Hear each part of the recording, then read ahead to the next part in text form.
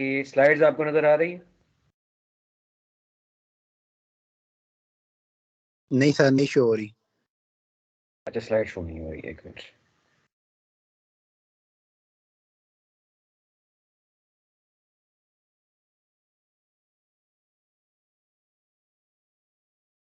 Okay, अब बताएं।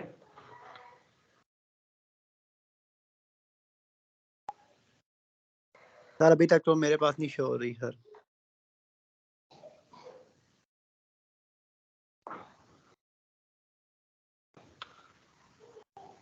यार शो नहीं चाहिए।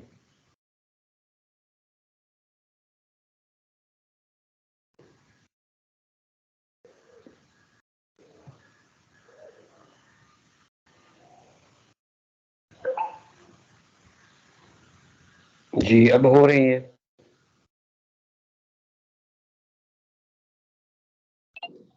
जी सर, अब आ गई सर, अब ऑन हो गया। अच्छा चलिए, ओके। टाइम ज़ाया किए बगैर जो है वो स्टार्ट करते हैं।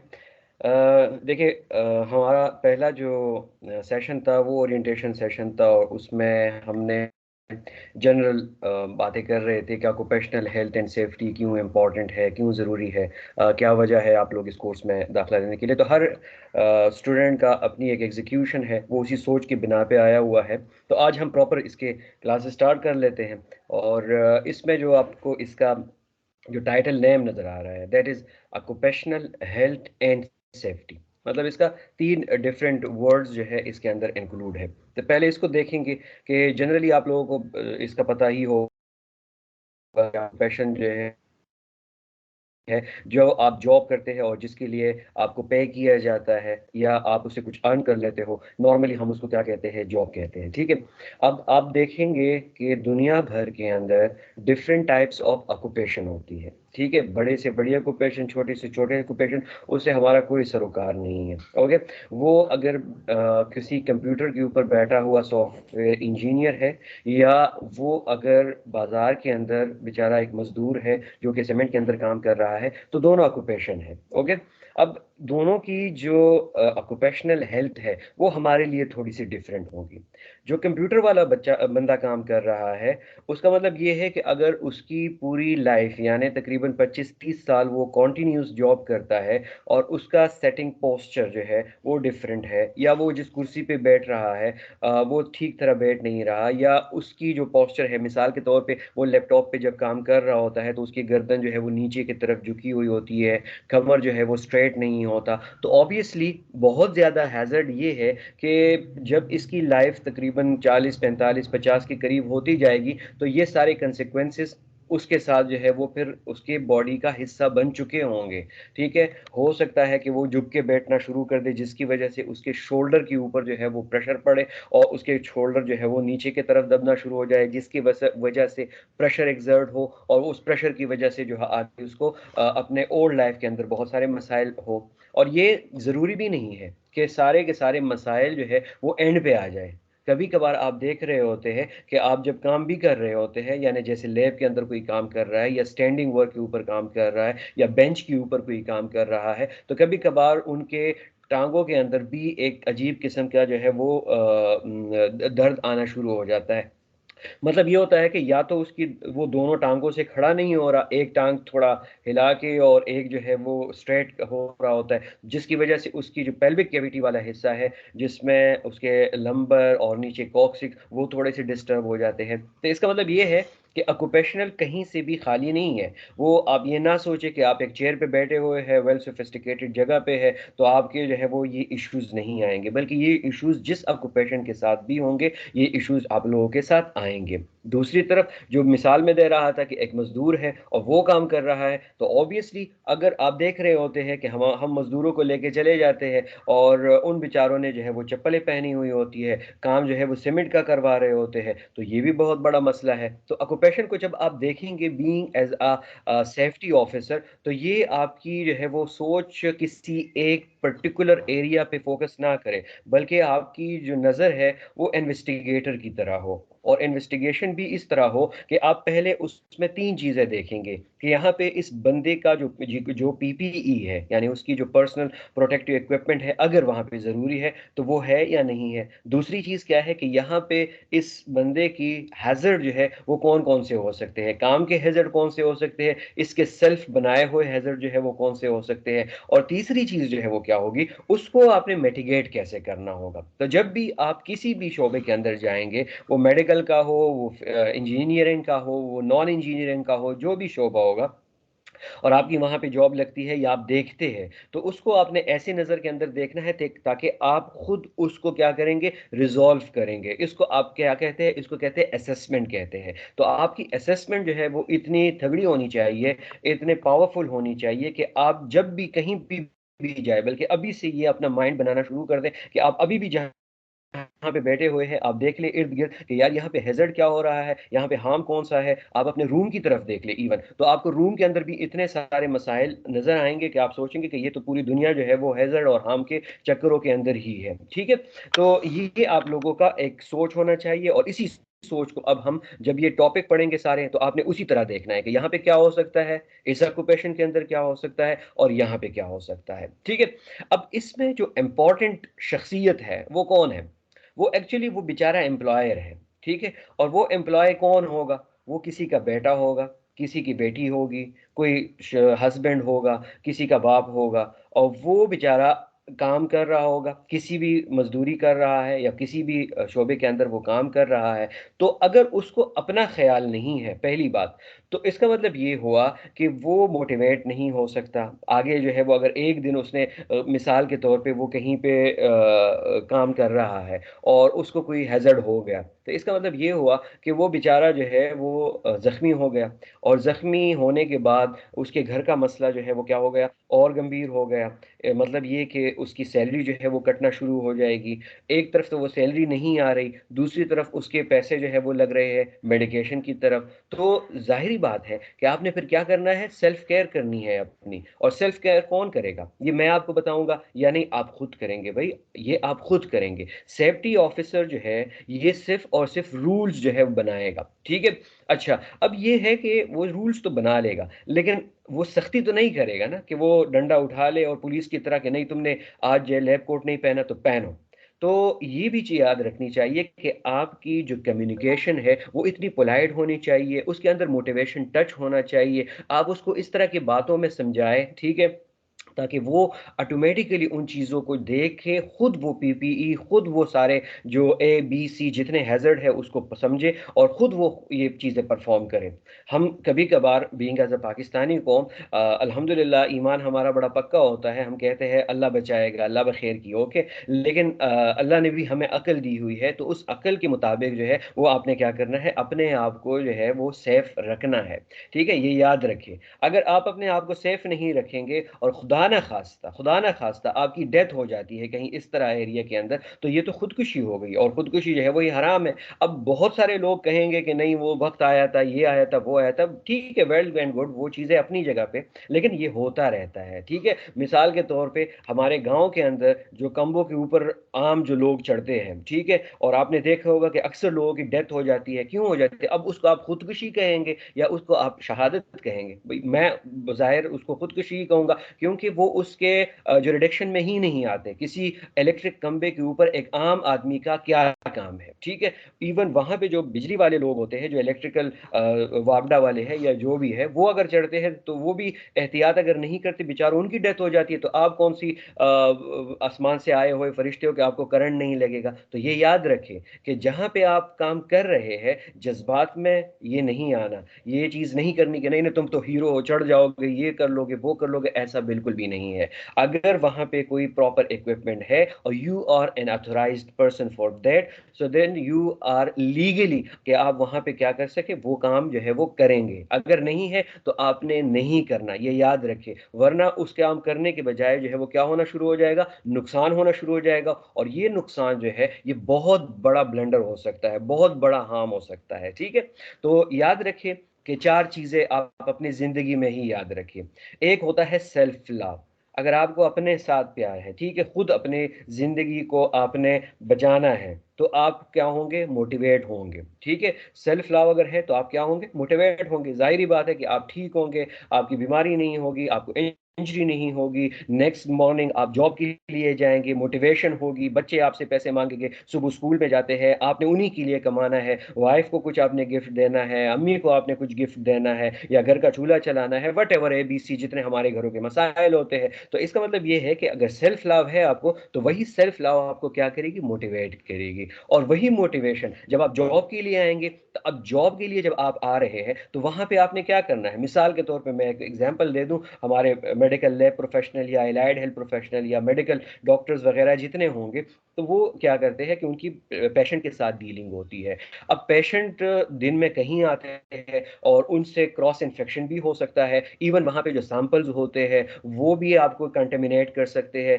एच पाइलोरी जो है आपको एरोसोल ड्रॉपलेट्स के अंदर मिल सकता है, TB जो है वो आपको एरोसोल ड्रॉपलेट्स में मिल सकता है। इस तरह के कई जरासीम है जो आपको बिल्कुल आसानी के साथ काबू में कर सकते हैं। तो अगर आप सेल्फ केयर कर रहे हो अपना, तो ऑब्वियसली आप PPE को क्या करोगे, मैटर करोगे, आप उसको पहनोगे। आपको पता होगा कि यार ये चीज मुझे नुकसान पहुंचा सकती है, तो इसका मतलब क्या हुआ कि आप अपनी सेल्फ केयर शुरू करोगे। सेल्फ केयर का मतलब क्या है कि आपके पूरी PPEs विद SOPs वो सारे के सारे जो है वो क्या होंगे, अलाइंड होंगे। अब अगर सेल्फ केयर है तो इसका मतलब ये है कि घर जब आप वापस जाएंगे, जॉब खत्म होने के बाद जब आप वापस जाएंगे, तो मूड आपका ठीक होगा। खुदा न खास्ता अगर उसी दिन आपको कोई इन्फेक्शन हुआ, तो अब मूड जो है वो ठीक नहीं होगा। मूड ठीक नहीं होगा, अगले दिन आपकी मोटिवेशन जो है वो क्या होने जा रही है, कम होने जा रही है। जॉब पे नहीं जा सकता, आज मैं नहीं नहा सकता, आज मैं जो है वो एक्टिव नहीं हूँ, आज मैं जिम नहीं जा सकता। तो वो सेल्फ लव वाला सिलसिला क्या हुआ, यहाँ पे वो खत्म हो गया, वहां उसको बैन लग गया, और फिर आपकी मोटिवेशन खराब हो जाएगी। वो मोटिवेशन आपकी बीमारी और उस चीजों में लग जाएगी। तो ये चीज सिलसिला जो है इसको आपने याद रखना है कि टॉप प्रायोरिटी जो है वो क्या है, आपकी सेल्फ लव, और दूसरी टॉप की प्रायोरिटी क्या है, सेल्फ केयर है।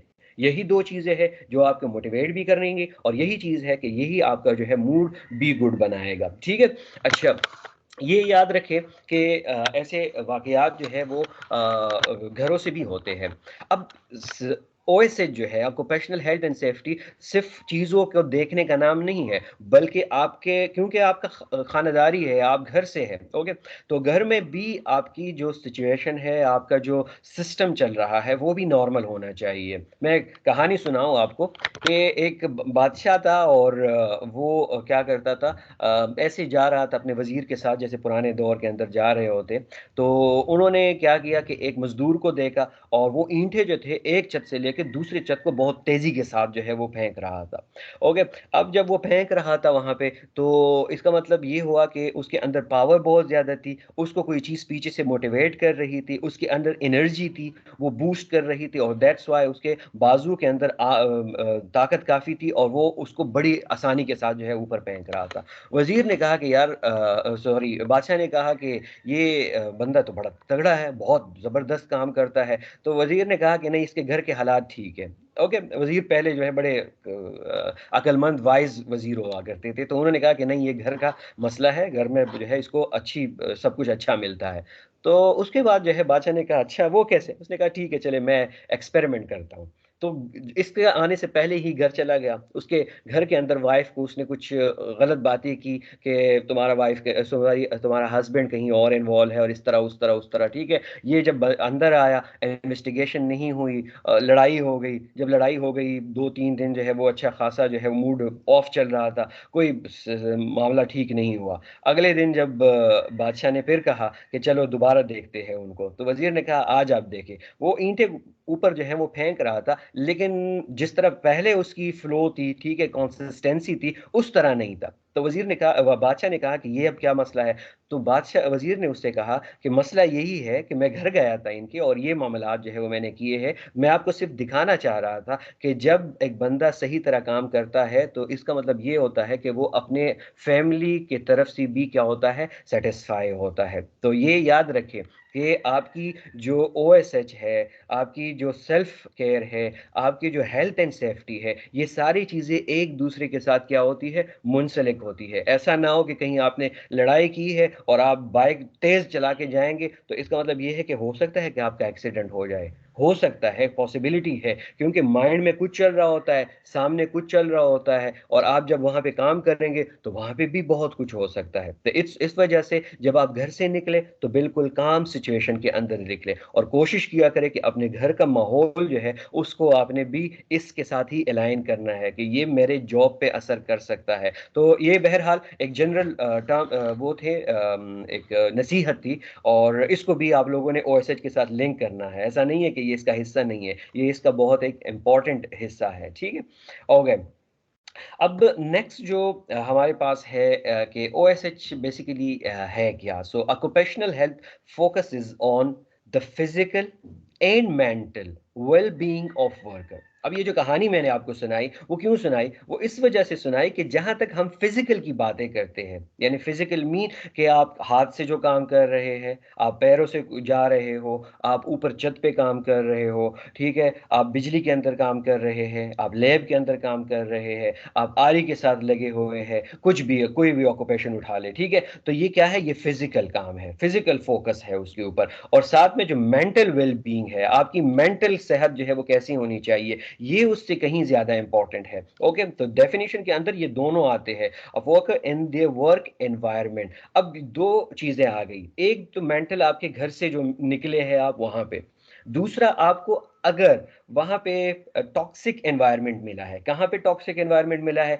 आपके जहां पे आप काम कर रहे होते हैं, तो उसकी वजह से भी आपके हेल्थ पे बहुत बड़ा असर हो सकता है, ठीक है। आप डिप्रेशन में जा सकते हो, आप एंजाइटी के अंदर जा सकते हो। तो वहां पे भी आपने देखना है कि अगर वो जॉब आपके लिए सूटेबल है और ठीक है, आपको कहीं और जॉब नहीं मिल रही, तो तब तक आप वहां पे स्टे करें। लेकिन आपको पता है कि यार यहाँ का माहौल जो है, यहाँ का जो कल्चर है, वो चेंज होने का नाम ही नहीं ले रहा, तो अपने साथ जुल्म ना करें। उस जगह को आपने फौरी तौर पे अपने लिए कुर्बान करना है, और कोशिश करें कि आपको कहीं और अच्छी जगह जो है वो जॉब मिले, और उसको आपने मेंशन करना है कि this place is not suitable for any occupational worker, ठीक है। कोई भी उसमें मतलब आप उसको फिर ना करें, ऐसा ना हो कि आप तो वहां से चले गए लेकिन किसी दूसरे का कहे नहीं नहीं बहुत अच्छी जगह है, आप जाए। तो माहौल को आपने देखना है। तो टॉक्सिक एनवायरनमेंट जो है वो आपके मेंटल वेल बीइंग को बहुत ज्यादा जो है वो क्या करता है, खत्म कर देता है आपको जो है वो, क्योंकि आप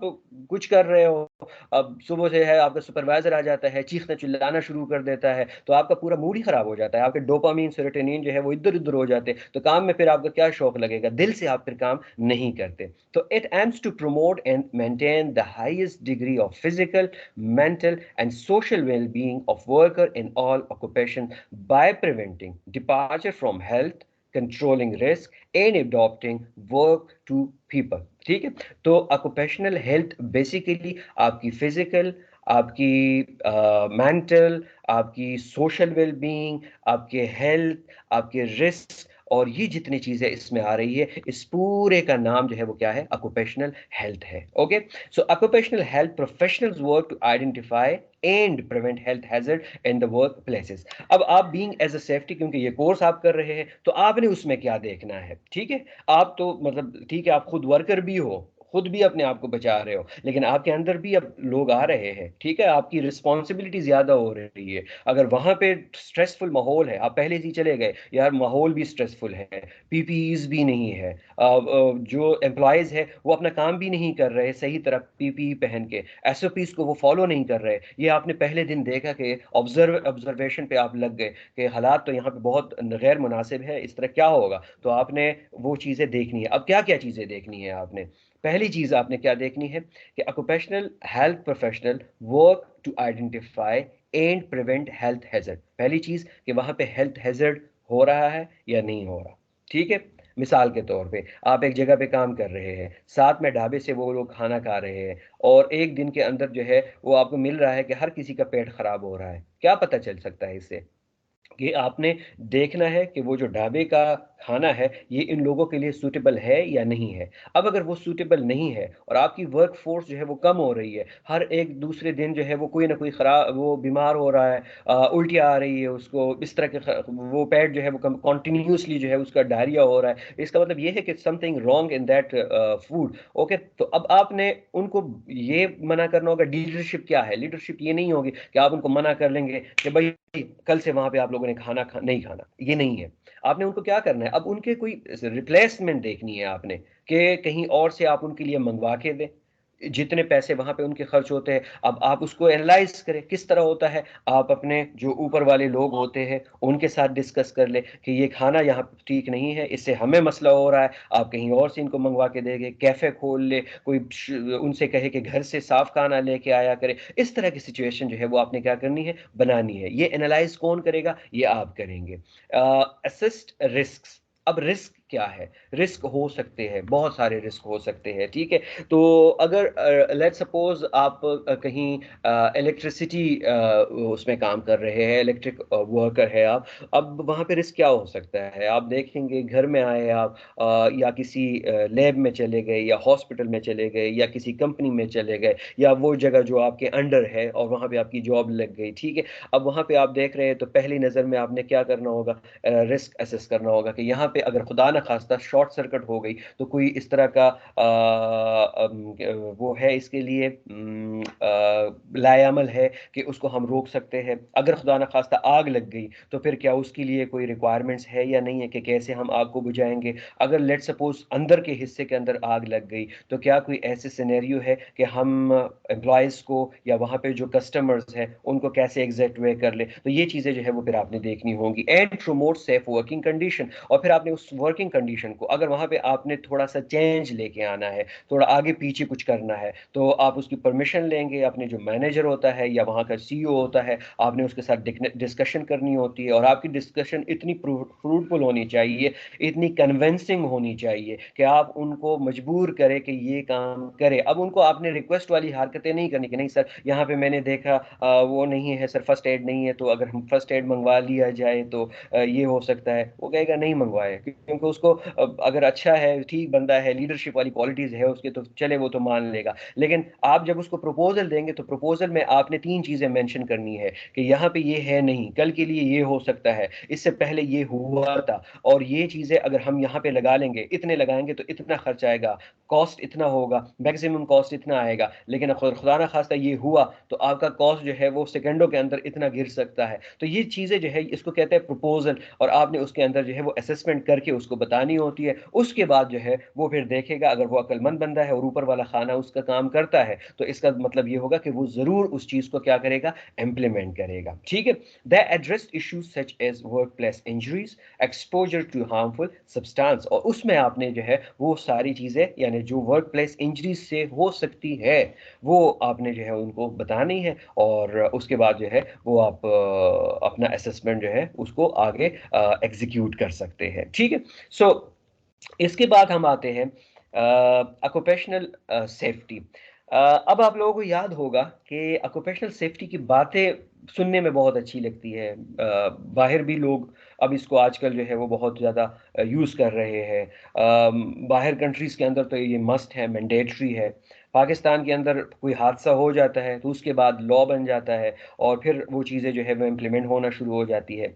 लेकिन पाकिस्तान कौन है, मैं हूँ और आप है। अगर हम इसको लेके जाएंगे सही तरह तो ये चीज़ें जो है वो हमारे कल्चर के अंदर आ सकती है। अगर हम सिर्फ खानापूरिया ही करेंगे, नहीं करेंगे, तो ये नहीं हो सकती। पहली चीज़ जो मैं हमेशा अपने स्टूडेंट से कहता हूँ कि यार ओएसएच को आप अपने घर से ही स्टार्ट कर लें। अपने घर के मैन जब गेट से अंदर आते हैं उसी वक्त से आप ओएसएच जो है वो सेफ्टी हेल्थ और ये सारी चीज़ें अपने घर में ही इम्प्लीमेंट करें। आप सीढ़ियों पे चढ़ते हैं, सीढ़ियाँ किस तरह है, वहाँ पे लाइट है नहीं है, वॉशरूम जाते हैं स्लिपरी चप्पल है या नहीं है, वहाँ पे नीचे जो है वो सॉकेट्स लगे हुए हैं, करंट है उसमें नहीं है, किस तरह ये चीज़ें हैं। घर के अंदर अगर आप देखेंगे तो हर चीज़ जो है वो सेफ्टी सेफ्टी को हम देख रहे होते हैं, तुम नहीं होते अक्सर हमारे यहाँ। तो ये चीज़ें जो है ये आपने अपने घर से ही स्टार्ट करनी है, और वो हम सब मिलके करेंगे तो तब ही ये कोई आगे जोर पकड़ेगा।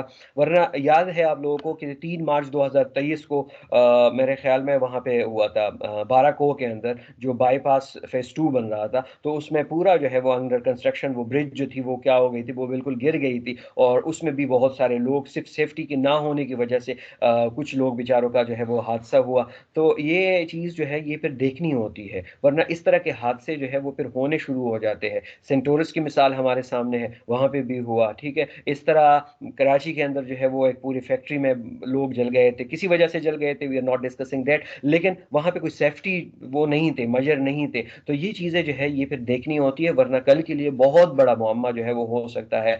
Occupational safety is a field dedicated to preventing work place injuries, in illness and fatalities by implementing safety measures and protocols। ठीक है, जो पहले मैंने बताई वही चीज़ें इसमें भी है कि आपने इन इन चीज़ों को जो है वो देखना है, इन पॉइंट्स को आपने मैटिगेट करना है, इन पॉइंट्स को आपने इग्नोर तो कर ही नहीं सकते आप इसको। It involves identifying and mitigating risk, hazards and dangers that employee might encounter while performing their job duties. अब वो जो एम्प्लॉय काम कर रहा है बेसिकली आपने उसके सुकून के लिए, उसको सही तरह काम करने के लिए, और वो एक एम्प्लॉय नहीं है, हो सकता है वो हजारों एम्प्लॉयज हो, आपने उनकी जान बचाने के लिए, उनकी इलनेस बचाने के लिए, उनको हैजर्ड से दूर रखने के लिए ये सारी चीजें क्या करनी है, इस रिस्क को हमने क्या करना है, मैटिगेट करना है, यानी कम करना है। ठीक है, तो being as a safety officer ये आप लोगों का काम है कि आप कहीं भी अब जाएंगे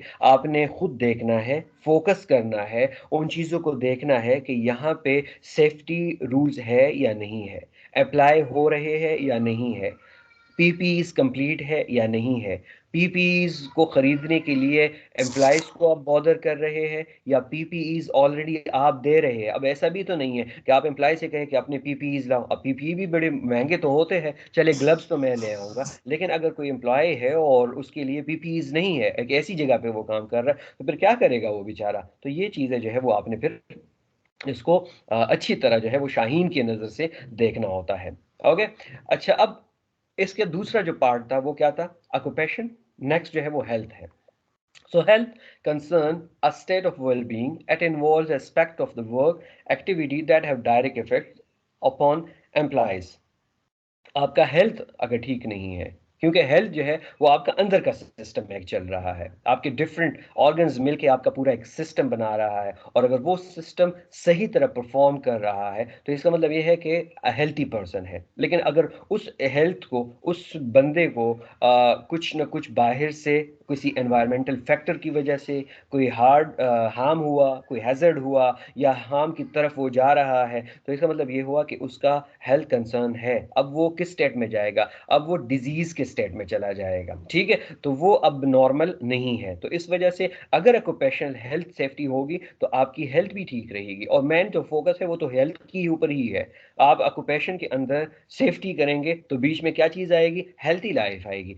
तो ये चीज जो है ये आप लोगों ने याद रखना है कि ये पूरा आप जो जितना कुछ कर रहे हैं ये किसके लिए कर रहे हैं, हेल्थ। और हेल्थ आपको पता है कि हेल्थ बहुत मशहूर मकबूल है कि हेल्थ इज वेल्थ। तो आपकी सेहत ठीक है तो कुछ भी आप कर सकते हैं। सो safety concern the absence of danger from physical harm, कि आप वो हार्म से है जो दूर रहे। Safety is the state in which the risk of harm to person or property is reducing to maintain or below an acceptable level through accounting process of hazard identification and risk management. अब यहाँ पे जब safety की बात आती है तो एक तो मैंने पहले से कहा ना कि आप रिस्क असेसमेंट करेंगे, आपकी नज़र बहुत तेज़ होनी चाहिए, आप वहाँ पे जाएंगे, रिस्क को देखेंगे, असेस करेंगे, डेंजर क्या है, हार्म क्या है, पहले हादसा हुआ था नहीं हुआ था, अब क्या होने वाला है, पीपीज है वगैरह वगैरह। ये सारी चीज़ें जो है ये किस में आ जाएंगी, हैजर्ड आइडेंटिफिकेशन के अंदर आ जाएंगी। हैजर्ड आइडेंटिफाई हो जाएंगे, ठीक है, आपने हैजर्ड आइडेंटिफाई किए कि यार यहाँ इस कंपनी के अंदर ये 10 हैजर्ड है। अब ये रिस्क, ये हैजर्ड जब आप लोगों ने आइडेंटिफाई कर लिए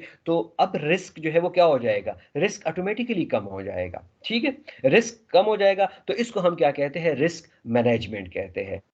अब आप उसको देखेंगे, मिसाल के तौर पे 1 साल पहले यहाँ पे एक जगह थी, वहाँ पे वाटर लीक हो रहा था और वहाँ पे लोग स्लिप हो रहे थे और सीढ़ियों से गिर रहे थे, तो अक्सर ये वाकया जो है वो होता गया, और साल में जो है वो 2-3 बंदे ऐसे जो है वो बेचारे काम करते हुए जख्मी हो गए। ओके, या कोई कंपनी के अंदर काम हो रहा है, लेंटर हो रहा है फॉर एग्जांपल, और लेंटर में जो है वो 1-2 बंदों के हाथ जख्मी हो रहे हैं, आप क्या कर रहे हैं, इसको आइडेंटिफाई कर रहे हैं। तो अब उसको आपने क्या किया, हैजर्ड को आइडेंटिफाई कर लिया कि यार मसला क्या है यहाँ पे, ये लोग सही तरह जूते नहीं पहन रहे और ग्लव्स नहीं पहन रहे, बगैर चप्पलों के अंदर काम कर रहे हैं यहाँ पे, तो इस वजह से उनके जो है मसाइल पैदा हो रहे हैं। आपने उसको क्या कर लिया, उनको कहा कि यार यहाँ पे बगैर जूतों के मैं काम करने के लिए नहीं छोड़ूंगा। सुपरवाइजर ने उनको बता दिया, क्या हुआ, रिस्क कम हुआ या नहीं हुआ? अब लोग ज्यादा जख्मी नहीं होंगे क्योंकि अब वो प्रॉपर पीपीई के अंदर आ रहे हैं। तो इस तरह जो है ये आप लोगों ने क्या करना है, हैजर्ड आइडेंटिफिकेशन और उस रिस्क मैनेज करेंगे। रिस्क जब मैनेज होगा, ठीक है, तो ऑटोमेटिकली हार्म जो है वो क्या होना शुरू हो जाएंगे, मैटिगेट होना शुरू हो जाएंगे, हार्म जो है वो कम से कम होते जाएंगे। अब कुछ टर्म्स ऐसे हैं कि जिनको आप लोगों ने जानना है, जैसे अभी स्टार्ट में हमने कहा ना, तो प्रॉपर उनकी डेफिनेशन जो है वो क्या होगी।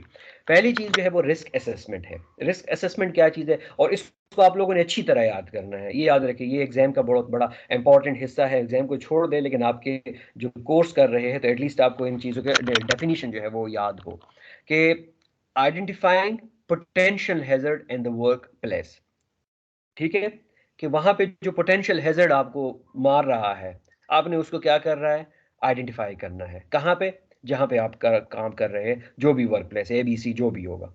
दूसरी चीज क्या है, safety training, educating employees about safety procedures, equipments, operations and emergency protocols. अब ये भी नहीं है कि सारा कुछ आप सीख लिया है और आपको पता है, आपको ऑफिस मिल गया और आप सेफ्टी ऑफिसर बन गए, बात खत्म हो गई। आपने अपने एम्प्लॉयज को सिखाया ही नहीं है, तो कुछ फायदा नहीं हुआ। आपने क्या करनी है, प्रॉपर ड्रिलिंग करनी है उनकी, प्रॉपर ट्रेनिंग करनी है उनकी, उनको सेफ्टी प्रोसीजर्स के बारे में बताना है, उनको उर्दू में लिखना है, पश्तो में लिखना है, पंजाबी के अंदर लिखना है। एक आम मजदूर बेचारा, उसको अगर इंग्लिश समझ नहीं आती तो फिर क्या फायदा उसको, उसको आपने अगर अंग्रेजी के अंदर बहुत मुश्किल मुश्किल अल्फाज अमेजा कर दिए कि ये है वो है, तो उसको तो समझ नहीं आ रही। तो आप एटलीस्ट वो लैंग्वेज यूज कर ले कि जो आसान हो और वहां पे आप छिपा दें, ठीक है। अगर इस तरह नहीं हो रहा तो आप एटलीस्ट डायग्रामेटिकली जो है वो पिक्चर्स वहां पे बना ले कि यहाँ पे ये करना है आपने, इस तरह करना है। मिसाल के तौर पे हार्नेस होता है, जो ऊपर काम कर रहे होते हैं लोग, तो उनके लिए एक बेल्ट चाहिए होती है जिसको हम क्या कहते हैं, हार्नेस कहते हैं। अब उस हार्नेस को पहनना कैसे है, आप ऊपर जाएंगे तो कैसे पहनेंगे, किस तरह आपने उसको जो है वो असेंबल्ड करना है, किस तरह आपने उसको डिसेंबल्ड करना है, ठीक है। तो ये इंजीनियरिंग की तरफ से आ गया। मिसाल के तौर पे अगर कोई उसमें इलेक्ट्रिसिटी के अंदर काम कर रहा है, तो उसका अगर छोटे वोल्टेज के उसमें तारों में काम कर रहा है, कौन सा हेलमेट चाहिए और कौन से ग्लव्स चाहिए। अगर 4,000 और 25,000 और 11,000 इस तरह के मेगा वॉट के अंदर वो काम कर रहा है, तो फिर कौन से हेलमेट चाहिए। तो ये आपने उनको बताना तो है, ऐसा ना हो कि कल के लिए वो कोई वो कर ले, कोई ऐसा काम कर ले कि उन्होंने पीपीस तो पहने होते हैं लेकिन रॉन्ग पीपीस पहने होते हैं, तो उससे तो फायदा नहीं हो बल्कि और नुकसान हो जाएगा। सिमिलरली लैब के अंदर जब हम काम कर रहे होते हैं तो हमें यही पता होता है कि आपके जो ग्लव्स होते हैं, ओके, आपने ग्लव्स को पहनना कैसे है और ग्लव्स को फिर डॉफ कैसे करना होता है। तो ये क्या है, ये इस वजह से होता है क्योंकि आप जब ग्लव्स गंदे होते हैं, कंटेमिनेटेड होते हैं, अगर आप उसको गलत तरीके से निकाल लेंगे तो फिर उसका तो फायदा नहीं हुआ। तो इस वजह से वहां पे हम CDC method of removal of glove या beak method of removal of gloves जो है वो इंश्योर करते हैं। क्लीन टू डर्टी जाना चाहिए या डर्टी टू क्लीन जाना चाहिए, ठीक है। तो there are lot of areas कि जिसमें आप लोग देख रहे होते हैं कि कौन सी चीज जो है, कौन सी पीपीई किस तरह पहनी जाती है, किस तरह उतारी जाती है, कौन सी पीपीई किस पर्पस के लिए है, इमरजेंसी अगर हो गई उसके प्रोटोकॉल्स क्या है। ये आपने हफ्ते में एक दिन, महीने में एक दिन, 6 महीने के अंदर एक दिन पूरे लोगों को, अगर बहुत बिजी स्केजुअल है तो आपने फर्दन फर्दन उनको समझा ले, अगर नहीं है तो आप टीम लीडर बना ले 10-10 लोगों का, उनको आपने समझाना है। लेकिन इसकी ट्रेनिंग आप लोगों ने देनी है। और सबसे अच्छी बात जो है, जो मैं समझता हूँ, वो यही होती है कि जो भी एम्प्लॉय आता है तो उसके सर्टन टाइप ऑफ ट्रेनिंग होनी चाहिए। पहले उसको डायरेक्ट जॉब के अंदर नहीं जाना चाहिए, पहले उसको 1-2 दिन जो है वो सिर्फ इसी चीज़ों को समझाना चाहिए कि ये चीज़ें हैं, आप इनको देख ले, और फिर उसके बाद ऑब्जर्वेशन के बाद आप जो है वो तीसरे दिन जॉब के लिए अंदर जो वर्क आप कर रहे हैं उसके अंदर जो है वो जा सकते हैं, ठीक है। तो बहरहाल ये आप लोगों की अपनी माइंड सेटअप है, जिस तरह आप बना रहे होते हैं या जहाँ पे आप काम कर रहे होते हैं, वो वहाँ पे जो है उस मौके मुनासबत के साथ जो है आप इसको क्या कर सकते हो, मेंटेन रख सकते हो। The third one is safety equipments, providing and ensuring the proper use of protective gear and tools. अब बहुत सारे टूल्स ऐसे आएंगे, जैसे मैकेनिकल डिपार्टमेंट के अंदर बहुत सारे ऐसे इक्विपमेंट्स हैं कि जिनको बहुत सारे लोग हो सकता है कि नहीं जानते हो या उनको फर्स्ट टाइम वो चला रहे हो, फर्स्ट टाइम उनको लीड कर रहे हो, तो वो फिर उसको पहले आपने समझाना है। तुक्के पे अगर कोई इक्विपमेंट आप यूज़ करेंगे तो इसका नुकसान होता है। तुक्का जो है वो खुद क्या है, वो हैज़र्ड है, वो हार्म की तरफ आपको लेके जा सकता है। अगर आपको कोई चीज़ या कोई प्रोसीजर करना नहीं आता, आप उसको नहीं परफॉर्म करेंगे। ये सिंपल रूल है ओएसएच के अंदर, ठीक है। तुक्के पे अगर आप काम करेंगे तो ये जो है हो सकता है कि आप उस इक्विपमेंट को भी ख़राब कर दें, और चांसेस तो यकीनन यही है कि इक्विपमेंट ख़राब होगा तो ऑब्वियसली आपकी भी फिर खैर नहीं है। रेगुलेटरी कंप्लायंसेस क्या है कि adhering to government regulatory and industry standards regarding work safety. अब आपने देखना होगा क्योंकि आपके ऊपर भी चेक एंड बैलेंस है, पाकिस्तान के अंदर भी एक्ट बना है और सेफ्टी रूल जो है अब इम्पॉर्टेंट है, तो आपके ऊपर भी लोग होंगे, वो इंस्पेक्शन के लिए आएंगे और वो देखेंगे तो क्या आप उनके साथ अलाइन है या नहीं है। उन्होंने जो डिमांड की थी आप लोगों से, क्या आपने उसको पूरा किया है या नहीं किया, उनकी जो चेक लिस्ट था वो आपने पूरा परफॉर्म कर लिया है या नहीं किया, तो ये भी आपकी रिस्पॉन्सिबिलिटी है। ऐसा नहीं कि फिर वो आ जाए और आपके मुझे तो पता ही नहीं था, तो पहले आपने उस पर भी वर्कअप करना है। ये रेगुलेटरी कंप्लायंसेस जो है ये बहुत ज़्यादा इंपॉर्टेंट है इन्वेस्टिगेशन में जो है, ये फिर आगे आपका काम करते हैं। आप जब अपने पूरी कंपनी का एंड पे जो है वो एक रिपोर्ट देते हैं तो उसमें ये आप लिखते हो बाकायदा तौर के ऊपर, इंसिडेंट इन्वेस्टिगेशन एनालाइज एक्सीडेंट और incident to understand their cause and prevent future occurrence. अब वहां पे जितने इंसिडेंट हुए, ठीक है, इंसिडेंट यानी कोई ऐसा वाकया हुआ या कोई एक्सीडेंट हुआ, जो कोई हादसा हुआ, ठीक है, या कोई नेयर मिस हुआ, तो अब ये तीनों चीज़ें जो है वो आपने क्या करनी है, ये आपने लिखनी है, इसको आइडेंटिफाई करना है। उसका एक फॉर्म होता है, फिर आपने उसको फिल करना होता है। जो एम्प्लॉय जो है वहाँ इंसिडेंट या एक्सीडेंट या नियर मिस से गुजरा था, उससे आपने पूछना है हुआ क्या था, उसकी पीपीई में कम थी या कोई उसकी मेंटल इलनेस थी या कोई और वजह थी, तो ये भी आपने फिर क्या करना है, इन्वेस्टिगेट करना है। Safety culture, encouraging a workplace culture that prioritize safety where employees are empowered to report hazard and suggest improvements, ठीक है। अब दो चीजें आती है इसके अंदर, एक होता है सेफ्टी कल्चर और एक होता है सेफ्टी क्लाइमेट। इन दोनों को मैं आप लोगों को एक मिसाल से सिंपल समझा देता हूँ, ये आपकी समझ में ऑटोमेटिकली आ जाएगा। अगर हम सेफ्टी कल्चर की ऊपर बात करें तो सेफ्टी कल्चर वो है जो किताबों में लिखा हुआ, लेक्चर्स में सुना हुआ, सारी अच्छी अच्छी बातें, वो सारा क्या है, हमारा सेफ्टी कल्चर है। किताबों में तो सब ठीक लिखा हुआ है ना, कि आपने ये यूज करना है, आपने पीपी इस तरह यूज करनी है, उतारनी इस तरह है, फला जगह पे आप जाएंगे इस तरह काम करेंगे, पूरे बहुत बड़ी बड़ी किताबें पढ़ी हुई है। अब उनको इम्प्लीमेंट करने का मौका आता है, तो आप क्या समझते हो कि उनको हम 100% अप्लाई करते हैं अपने ऊपर? ये मैं आपसे क्वेश्चन पूछ रहा हूँ, मुझे कोई जवाब दे दे।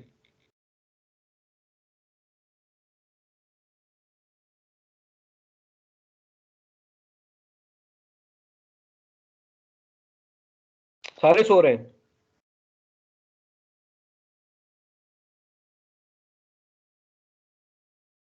जी, अबू हुरैरा, बिलाल, खिजर, मोहम्मद हारिस, नोमान, कासिम। जी सर। अस्सलाम वालेकुम। वालेकुम सलाम जी। अबू अबू हुरैरा, क्या हम सेफ्टी कल्चर को जो है वो सही तरह प्रमोट करते हैं? नहीं सर, बस करते तो नहीं है करते हंड्रेड तो नहीं है? परसेंट कोई नहीं। चले ठीक है, मैं बस यही सुनना चाह रहा था कि करते तो नहीं है, यानी खाना पूरी ही करते हैं, ठीक है। अच्छा, अब अगर वहां पे किसी दिन इंस्पेक्शन होता है, तो इंस्पेक्शन वाले दिन जो है वो हमारा कल्चर क्या होता है, बिल्कुल डिफरेंट होता है, ठीक है। ये याद रखिए, मिसाल के तौर पे अगर हमारे घर कोई मेहमान आ गया अचानक, तो अचानक मेहमान आ गया तो हमारे घर का कल्चर जो है वो नहीं होता जो पहले से ऑलरेडी इन्फॉर्म्ड मेहमान ने कहा होता है। हम बच्चों को समझाते हैं, बेटा बात तेज नहीं करनी है, चिल्लाना नहीं है, शोर नहीं करना, अगर हम मेहमानों के सामने खाना रख दिया आपने वहां पे आना नहीं है, पूरा प्रोटोकॉल होता है, बिस्तर सब जड़े हुए होते हैं, जाड़े हुए होते हैं, किचन ठीक होता है, यानी परफेक्ट माहौल होता है, ठीक है। तो सेम मिसाल यही हमारे उसकी होती है, ऑक्यूपेशनल हेल्थ की होती है, कि जहाँ पे वर्कर काम कर रहे होते हैं, तो वो वर्कर क्यों सेफ्टी क्लाइमेट को अपना सेफ्टी कल्चर नहीं बनाते, ठीक है। मसला हमारा हमारे अंदर ही होता है कि अगर आप सुपरविजन के अंदर आप कैमरे के सामने बहुत अच्छा काम कर रहे हैं और कैमरे के सामने से हट जाए तो फिर वो काम ठीक नहीं करते, तो इशू कहाँ पे होता है? इशू हमारे अंदर होता है। तो safety culture is the sum of what an organisation is and does in the pursuit of the safety. ठीक है, वो जो परस्यू कर रहे हैं सारी चीजें, वो जो एग्जीक्यूशन हो रही है जिस तरह हर रोज हो रहा है, ठीक है, वो क्या है? सेफ्टी कल्चर है। अब वो ठीक भी हो सकता है, रॉन्ग भी हो सकता है, 75% ठीक हो सकता है या 25% ठीक हो सकता है। और इसको अगर हम एनालाइज करते हैं डिफरेंटली, ठीक है, तो डिफरेंट लोग होंगे और डिफरेंट लोग, हो सकता है कि 100 लोगों का एक बंच है और उसमें से मैं एनालाइज कर लूं तो हो सकता है कि 10 लोग 100% सेफ्टी को क्या कर रहे हैं, सब कुछ ओबे कर रहे हैं, बिल्कुल परफेक्ट है। लेकिन ये जो बाकी 50 लोग हैं ये 25% भी नहीं कर रहे, बाकी जो 25% है वो तकरीबन हो सकता है कि 80-90% कर रहे हैं। तो ये फिर मीन अब इसका जब निकलेगा तो वो मीन ठीक नहीं निकलेगा। तो इस वजह से ये मीन कहाँ पे होना चाहिए? ये क्लिक करना चाहिए इसको सेफ्टी क्लाइमेट पे। तो safety climate is a novel term focusing on staffs current perceptions about the supervision, कि अगर वो सुपरविजन की परसेप्शन जो भी उसके ऊपर है वो उसके सामने जिस तरह कर रहा है, आप सिंपल समझे कि कैमरे की आंख आपको देख रही है, ओके, तो ये अंदर आपने अपने अंदर लेके आना है कि मैंने जो भी काम करना है वो अपने फायदे के लिए करना है।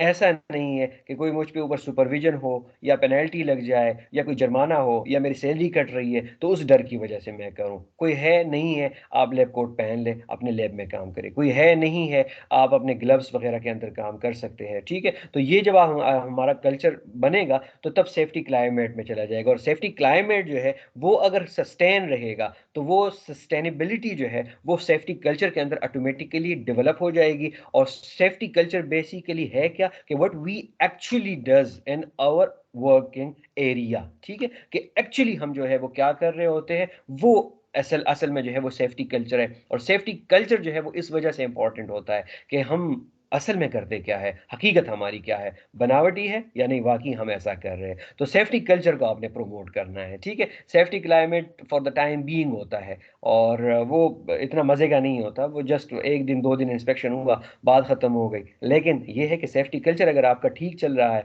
तो दिन जो है वो आप एनालाइज कर सकते हो कि आपके रिस्क असेसमेंट, आपकी रिस्क मिटिगेशन, ये सारी चीज़ें कम होती जाएगी, आराम से होती जाएगी और एक अच्छा माहौल जो है वो एम्प्लॉयज़ को मिलेगा। ठीक है, अच्छा, अब हेल्थ के साथ कंसर्न था हमारे पास disease. So a disease a particular abnormal condition, a disorder of a structure of function that affects parts of all an organism. ठीक है, नॉर्मल से जब डिविएट कर जाता है, कोई पैथोलॉजी काज हो जाती है तो उसको हम क्या कहते हैं? डिजीज कहते हैं। और डिजीज जब हमें आ जाती है तो हमारी हेल्थ क्या हो जाती है? इल हो जाती है, वर्क रिलेटेड इलनेस आ जाती है, वो फिजियोलॉजिकल भी हो सकती है सॉरी, और वो साइकोलॉजिकल भी हो सकती है। Concern people who are affected of their work. अब वो डिपेंड करता है कि किस तरह का एनवायरनमेंट वहां पे था, क्योंकि मैंने पहले भी बता दिया था कि आपकी जो साइकोलॉजिकल हेल्थ है, जो मेंटल हेल्थ है, वो भी मैटर करती है। अगर आपको कोई टॉक्सिक एनवायरनमेंट मिला हुआ है तो आपकी हेल्थ जो है वो खराब होती जाएगी, दिन ब दिन जो है वो आप बिगड़ते जाएंगे और ये आपके ऊपर जो है वो फिर आपको काफ़ी जो है वो प्रॉब्लम में गिरा सकता है। फिर आप हो सकता है कि उसके लिए अल्प्राजोलाम खाएंगे, आप का दिमाग बंद हो जाएगा, आप डिपेंडेंट हो जाएंगे मेडिसिन के ऊपर, वहाँ पे ऊपर कॉस्ट जो है वो आपका ज़्यादा हुआ। तो बहुत सारे मसाइल इसके साथ भी क्या होते हैं? घिरे हुए होते हैं। So welfare concern facilities for work from comfort and involves issues that impact upon the basic well being of the employees. अब एम्प्लॉयज बीमार भी हो रहे हैं, ठीक है, एम्प्लॉयज अगर बीमार हो रहे हैं तो उनके लिए वेलफेयर कंसर्न भी होना चाहिए। ऐसा तो नहीं है कि बेचारा एम्प्लॉय बीमार हुआ और आपने उसका पूछा ही नहीं है, उसका कोई इंश्योरेंस होना चाहिए, उसकी कोई हेल्थ लाइबिलिटीज़ होनी चाहिए, प्रॉपर जो है उसकी चेकअप होनी चाहिए। बेचारे कैसे हो रहे हैं, जैसे कान में लोग काम कर रहे होते हैं बहुत सारे, अब वो भी एक जगह तो है, तो वहाँ पे उन एम्प्लॉयज़ की क्या कोई वेलफेयर है सिस्टम? या बेचारे अगर वो बंद होके मर जाते हैं तो क्या कोई है, कोई सरोकार है कि क्या होगा? या किसी मैकेनिकल जगह पे किसी इंसान का हाथ कट जाए, बाजू कट जाए या उसकी डेथ हो जाए, तो फिर क्या है उसके लिए लाएअमल क्या है? तो ये भी आप लोगों की रिस्पॉन्सिबिलिटी होती है। इसके लिए भी आप लोगों ने फिर अपने जो ऊपर वाले लोग होते हैं, कॉम्पिटेंट अथॉरिटी होती है, वैसे चाहिए तो यही होता है कि वो इसको इम्प्लीमेंट करे, क्योंकि अब रूल्स में यही है कि आपने लाजमी जो है वेलफेयर बनाना है ताकि एम्प्लॉयज़ के भले के लिए वो चीज़ हो। लेकिन लेट सपोज अगर नहीं है तो आपने उस पॉइंट को भी फिर क्या करना है, रेस करना है, उठाना है। अगर नहीं उठाएंगे तो आप कहीं ना कहीं जो है वो फिर मतलब डीले पड़ रहे हैं, वो फिर आप काम जो है वो ठीक नहीं हो पाएगा, क्योंकि कल के लिए वो जो नुकसान पहुंचने वाला बंदा है आप भी हो सकते हैं। ठीक है, तो ये सब के लिए काम है, तो सब के लिए है, तो उसका सवाब का सवाब मिल जाएगा और वेलफेयर का वेलफेयर जो है वो मिल जाएगा। ठीक है, okay. Objective of OSH program. So अब अगर इन सब चीज़ों को हम देख लें तो आप एक दफ़ा एनालाइज कर लें कि क्या क्या है, कि the promotion and maintenance of the highest degree of physical, mental and social well being of worker in all occupation. जितनी भी ज़माने की ऑक्यूपेशन है, और पर्टिकुलरली वो जिनको पाकिस्तान में मतलब उनको तो चाहिए कि आपने ओएसएच को एम्प्लॉय करना है, तो उनमें उन सबको जो है वो हमने प्रमोट करना है।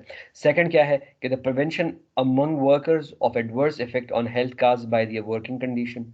थर्ड क्या है कि the protection of worker in their employment from risk resulting from factors adverse to health, वो भी आपने देखना होता है।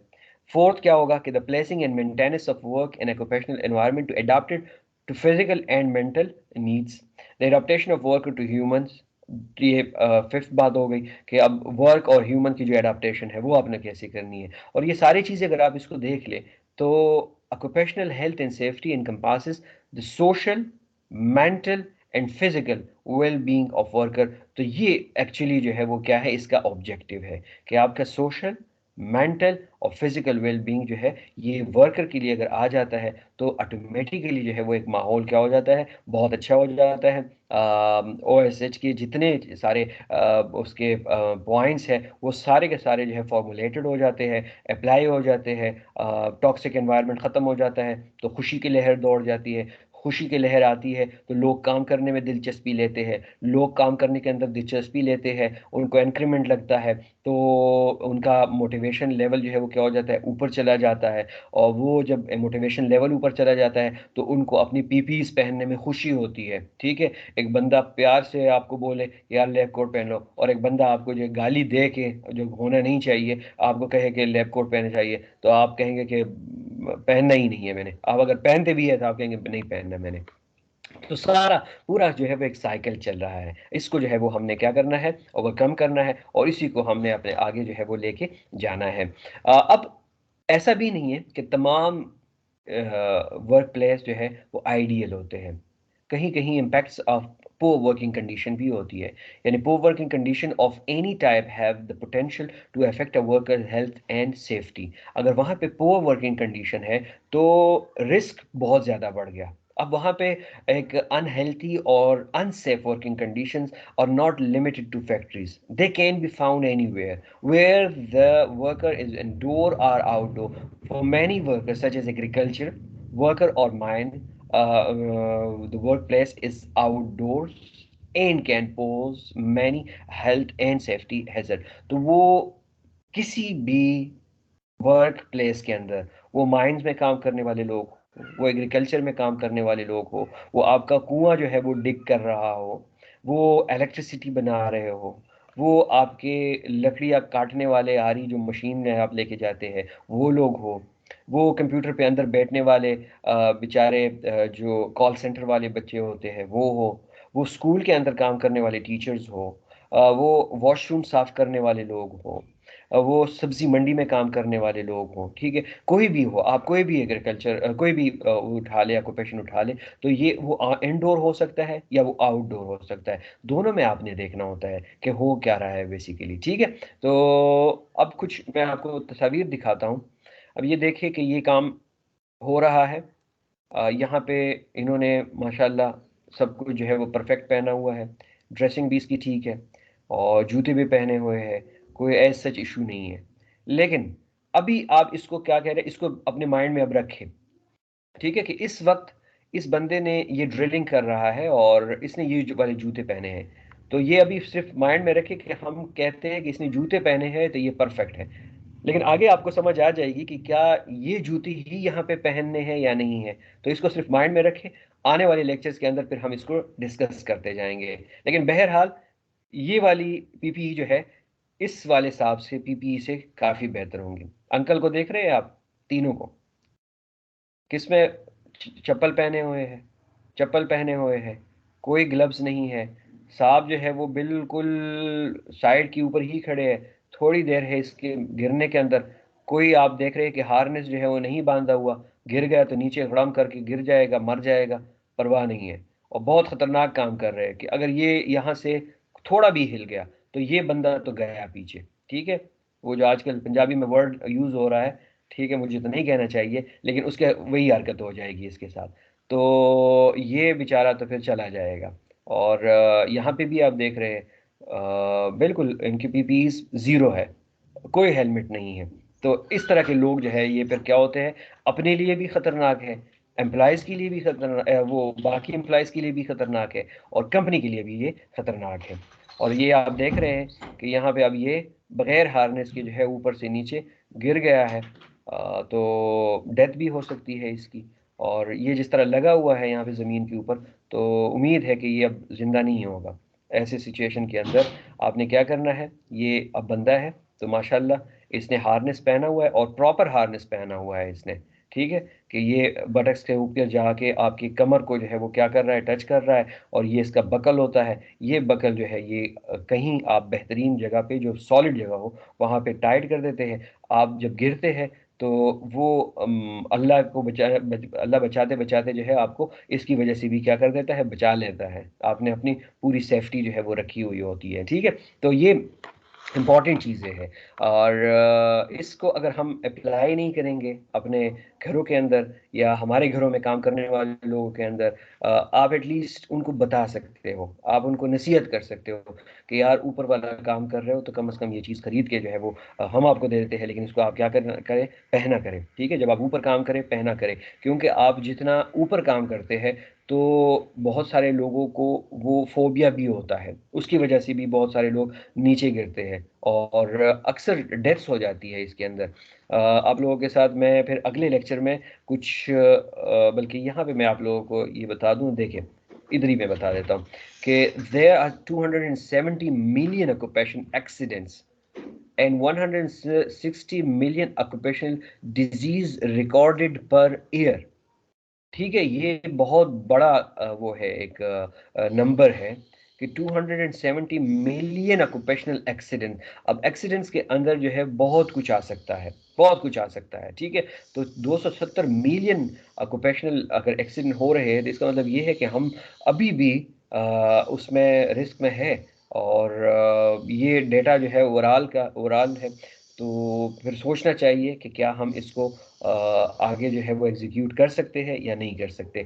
Around 2 million people die due to occupational accident, और इसमें से 2 मिलियन जो है वो मर जाते हैं। तो ये फिर आप देख रहे हैं कि कितना बड़ा जो है वो लॉस हो रहा है। अब ये जो लॉस हो रहा है ये आपके जो जीडीपी है, आपकी domestic product, gross domestic product जो है 4% of the world gross domestic product है, is loss each year through the cost of injury, death, absence etcetera. तो अब ये जीडीपी को भी क्या दे रहा है, नुकसान दे रहा है। मिसाल के तौर पे एक बंदा मर गया, मरने के बाद जो है उसका इंश्योरेंस कितना होगा, उसके बाकी लवाजमात कितने होंगे, उसका अगर केस बन गया फिर वो उसको डील करना, पूरा जो है वो एक सिस्टम को क्या कर देता है, कोलेप्स कर देता है। तो इसको 4% को आप देख रहे हैं कि वर्ल्ड ग्रॉस डोमेस्टिक यानी पूरी दुनिया की जो जीडीपी है उस पर 4% असर दे रहा है। तो हम अगर लिटरली अपने छोटे छोटे कंपनियों को देख ले तो फिर उसमें भी जो है ये ब्लेंडर जो है वो बहुत ज़्यादा हो सकते हैं और काफ़ी प्रॉब्लम जो है वो हो सकती है। तो there are 3,55,000 work related fatal accidents each year, half of this occur in agriculture. और इसमें फिर एग्रीकल्चर के अंदर भी बहुत सारे जो है ये डिज़ास्टर जो है वो होते रहते हैं। तो जितने आप ये देख रहे हैं तो ये कोई मतलब कहीं बुक से नहीं ली हुई चीज़ें हैं कि ये बस हमने बता दी और आप ये बाकी ऐसे हो रहा है। इस पे आप चले जाए गूगल के ऊपर या गूगल स्कॉलर के ऊपर लिटरेचर देख ले तो इतने डेथ्स आपको मिलेंगे कि यार ये तो मतलब हर बंदा बिल्कुल काम ही नहीं कर रहा। ये तो अल्लाह का शुक्र है अल्हम्दुलिल्लाह कि चले हमें फिर भी बचा रहा है बगैर उसके प्रोटोकॉल के, बगैर हेलमेट के बचा रहा है, गाड़ी चला रहे हैं बगैर बेल्ट के जो है वो हमें बचा रहा है। लेकिन जो ऑन द रिकॉर्ड है वो आप देख रहे हैं कि इसकी कितनी बहुत बड़ी जो है वो एक तादाद है। और इसमें आपका मॉरल, इकोनॉमिक्स और सोशल ये तीनों चीज़ें जो है वो आपकी कवर होती है। तो इसको कोशिश किया करें कि poor working condition can also affect the environment worker live and since the working and living environments are the same for many workers. This means that occupational hazard can have harmful effects on worker, their families and other people and the community as well as on the physical environment around the workplace. ठीक है।